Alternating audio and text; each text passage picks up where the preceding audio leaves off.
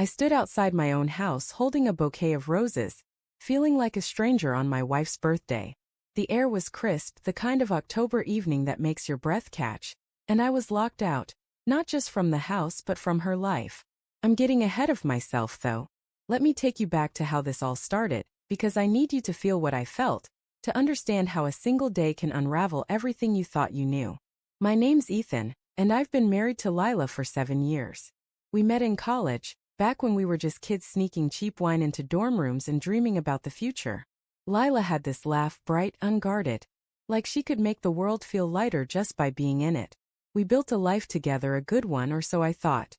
We had a small house in the suburbs, a dog named Cooper who chewed my shoes, and a routine that felt safe: coffee in the morning, her teasing me about my terrible pancake flips, quiet evenings with takeout and old movies. It wasn't perfect, but it was ours. Her birthday was always a big deal. Lila loved surprises, so every year I'd plan something special. Dinner at her favorite Italian place, a weekend getaway, or once a scrapbook of every photo we'd taken since we met. This year, her 32nd, I'd spent weeks planning. I'd booked a private chef, bought her favorite roses, and even got a necklace with a tiny sapphire, her birthstone. I wanted her to feel loved because lately she'd been distant. Not cold exactly, but like she was somewhere else even when we were in the same room. Her phone was always buzzing, and she'd smile at it in a way she hadn't smiled at me in months. I'd ask, "Everything okay?" And she'd nod, but her eyes wouldn't meet mine.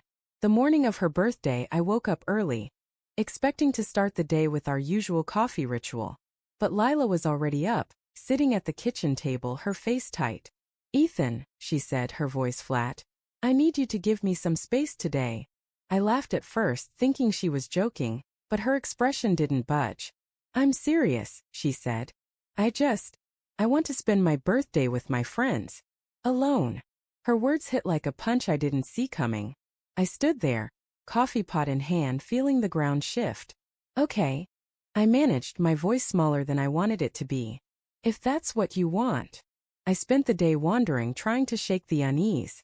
I drove to the park where we used to walk Cooper, sat on a bench and watched families laugh and kids chase each other. My phone stayed silent, no text from Lila, no updates. Around noon I got a message, but it wasn't from her. It was from Sarah, her best friend since high school. "Hey Ethan, can we talk? Meet me at the cafe on Elm Street."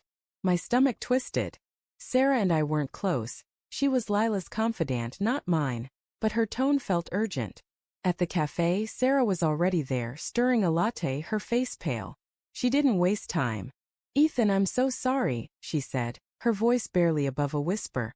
"I didn't know how to tell you, but I can't keep this anymore." I froze, my heart pounding. Lila's been seeing someone else. The words landed like a hammer. I stared at her, waiting for a punchline that never came. She kept talking, her words tumbling out. How Lila had been sneaking around for months, how it started as late-night texts, how Sarah had caught them together at a bar last week. "She's with him today," Sarah said, tears in her eyes. "That's why she didn't want you there." I don't remember much of what I said after that. My mind was screaming, replaying every moment I'd missed. The late nights Lila said she was working. The way she'd pull away when I tried to hold her. Sarah reached for my hand, but I pulled back. "Why are you telling me this?" I asked, my voice shaking. She looked down, her fingers twisting the napkin. "Because I care about you, Ethan. And because I'm leaving. I can't stay around her anymore, not after this. I'm moving to Chicago next week. I thought, maybe you'd want to come with me. Start over." I laughed, a bitter, broken sound. "Leave? With Sarah?" The idea was absurd, but her eyes were so earnest, so full of pity, it made me feel smaller than I already did.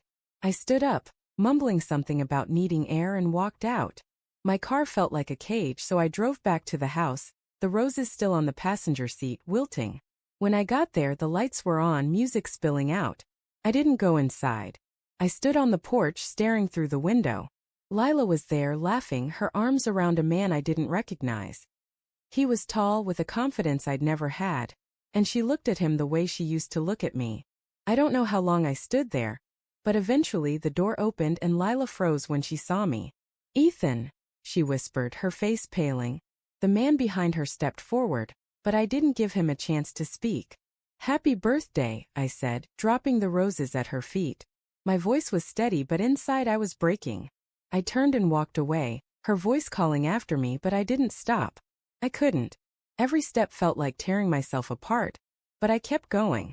That night I checked into a motel, the kind with flickering neon signs and thin walls.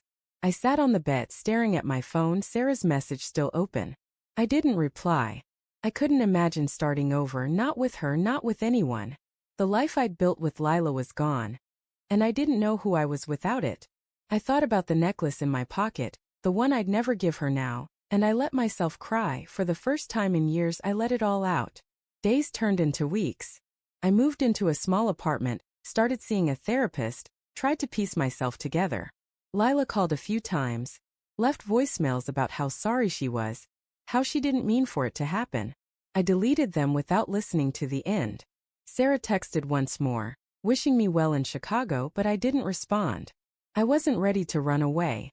I needed to face the wreckage, to understand why I hadn't seen it coming. Looking back, I don't hate Lila. I hate the silence that grew between us, the way we stopped fighting for each other. Maybe that's what betrayal really is. Not just a secret lover, but the quiet moments when you let love slip away. I'm still here, still breathing, still finding my way.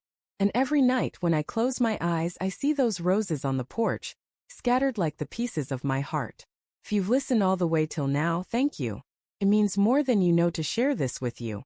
Your time, your heart, it keeps these stories alive.